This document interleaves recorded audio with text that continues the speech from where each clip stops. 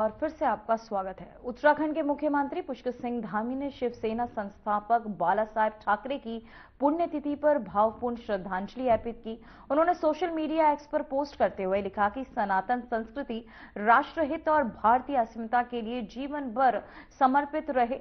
CM Dhami ने आगे कहा कि बाबा आपको बताते चले, बाला साहेब जी ने हमेशा देश की एकता, सांस्कृतिक गौरव और समाज की शक्ति को सर्वोपरि रखा। तो वहीं शिवसेना संस्थापक की ये पुण्यतिथि, जहां सीएम पुष्कर सिंह धामी ने जिसे लेकर एक्स पर उन्हें दी श्रद्धांजलि, एक्स पर पोस्ट कर, साथ ही बाला साहेब ठाकरे को उन्होंने इस दौरान नमन भी किया।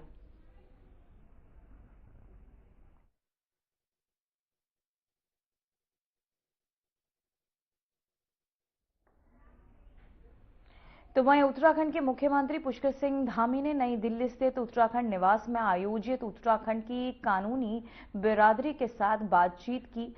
वहीं कार्यक्रम में शिरकत भी की। साथ ही इस दौरान उन्होंने प्रदेश से जुड़े विभिन्न कानूनी व प्रशासनिक मुद्दों पर अधिवक्ताओं से संवाद किया और राज्य के विकास में विधिक समुदाय की महत्वपूर्ण भूमिका को भी रेखांकित किया।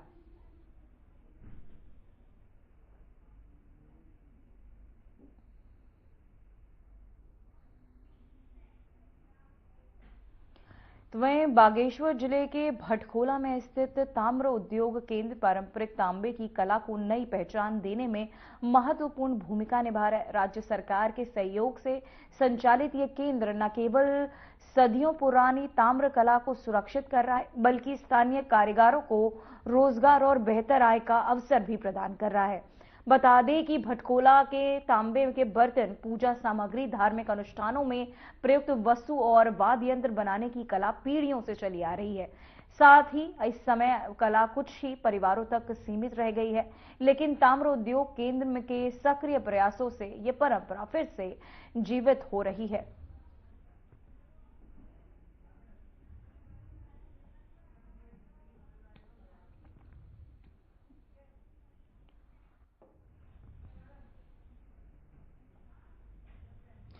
तो वहीं देहरादून में बीजेपी के पूर्व विधायक कुंवर प्रडम चैंपियन के बेटे दिव्य प्रताप पर पुलिस ने मुकदमा दर्ज किया है। पूर्व मुख्य सचिव के बेटे के साथ मारपीट करने, पिस्तौल दिखाकर धमकाने और उनके गनर द्वारा तिरंगे पर लात मारने जैसे गंभीर आरोप लगाए गए। घटना के तुरंत बाद पुलिस ने सभी आरोपों की पुष्टि के आधार पर दिव्य प्रताप और अन्य संबंधित लोगों से के खिलाफ मुकदमा दर्ज कर लिया है। वहीं पुलिस ने इस मामले में इस्तेमाल वाहन को भी सीज कर लिया। अधिकारियों का कहना है कि इस घटना को बेहद संवेदनशीलता से लिया जा रहा है। जांच जारी और पुलिस ने कड़ी कार्यवाही के आश्वासन भी दिए हैं। तो वहीं आपको बताते चले, देहरादून में बीजेपी के पूर्व विधायक कुंवर प्रडम चैंपियन के बेटे दिव्य प्रताप पर पुलिस ने मुकदमा दर्ज किया। वहीं पूर्व मुख्य सचिव के बेटे के साथ मारपीट करने, पिस्तौल दिखाकर धमकाने और उनके गनर द्वारा तिरंगे पर लात मारने जैसे गंभीर आरोप भी लगाए गए। घटना के तुरंत बाद पुलिस ने सभी आरोपों की पुष्टि के आधार पर दिव्य प्रताप और अन्य संबंधित लोगों के खिलाफ मुकदमा दर्ज कर लिया है। पुलिस ने इस मामले में इस्तेमाल वाहन को भी सीज कर लिया है। इसी खबर पर हमारे साथ तमाम जानकारी के साथ अजहर मलिक जुड़ चुके हैं। अजहर, एक बार फिर आपका स्वागत है। अजहर, मैं जानना चाहूंगी कि इस वारदात को लेकर आप इस कुंवर प्रडम चैंपियन के बेटे दिव्य प्रताप को जो पुलिस ने मुकदमा उन पर दर्ज किया, इसे आप कैसे देखते हैं?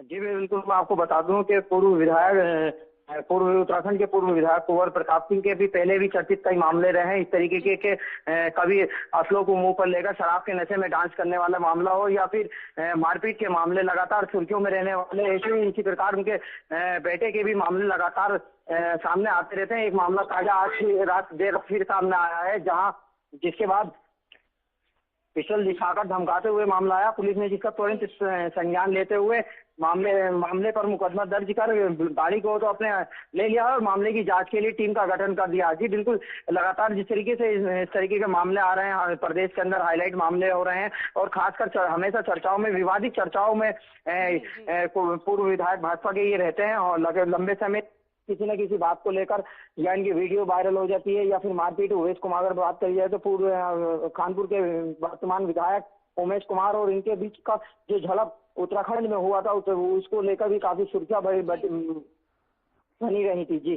जी अजहर, मैं जानना चाहूंगी क्या इस मामले में राजनीतिक दबाव या हस्तक्षेप की आशंका भी पुलिस ने जताई है? जी, अभी तक इस तरीके का कोई भी मामला सामने नहीं आया और ना ही तो कुछ भी कहने के लिए जल्दबाजी होगी, क्योंकि अभी तक इस तरीके का मामला नहीं आया। हमेशा ये विवादों में रहे, चर्चाओं में रहे।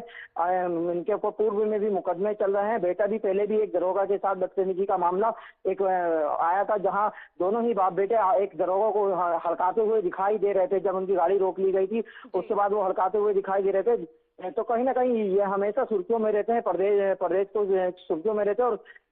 और इसी को लेकर अभी तक कुछ इस तरीके का मामला नहीं आया जहां राजनीतिक हस्तक्षेप हो या फिर कुछ मामला। लेकिन एक चीज स्पष्ट है कि धामी सरकार है, धामी की सरकार में कानून व्यवस्था सबके लिए बराबर है। अब वो भाजपा का सिपाही हो या कांग्रेस का सिपाही हो या फिर किसी अन्य पार्टी का सिपाही हो, इस तरीके के मामले जो गैर कानूनी गतिविधियों में लिप्त हैं या फिर कानून को हाथ में लेते हैं, उनके ऊपर लगातार कार्रवाई उनके द्वारा की जाएगी। जी अजहर, मैं जानना चाहूंगी पूर्व विधायक का इस गिरफ्तारी पर क्या बयान सामने आया है?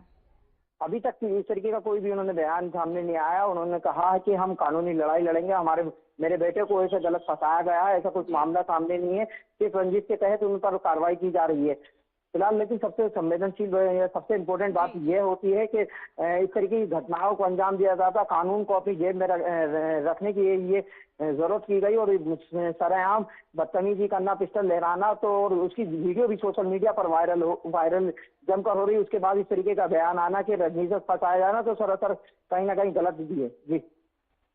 जी अजहर, मैं जानना चाहूंगी क्या इस घटना का स्थानीय राजनीति पर कोई असर देखने को मिला है? जी बिल्कुल, बैठे बिठाए कांग्रेस को एक मुद्दा मिल गया है जो भाजपा की हालत को लेकर भाजपा को घेरने की कोशिश कर रही है। लेकिन भाजपा के नेताओं का साफ तौर से कहना है कि कानून सबके लिए बराबर है। अगर प्रदेश में कोई भी कानून के साथ खिलवाड़ करेगा, कानून के साथ मजाक करेगा, उसको हरगिज बर्दाश्त नहीं किया जाएगा। अजहर, आपका बहुत बहुत शुक्रिया तमाम जानकारी के लिए।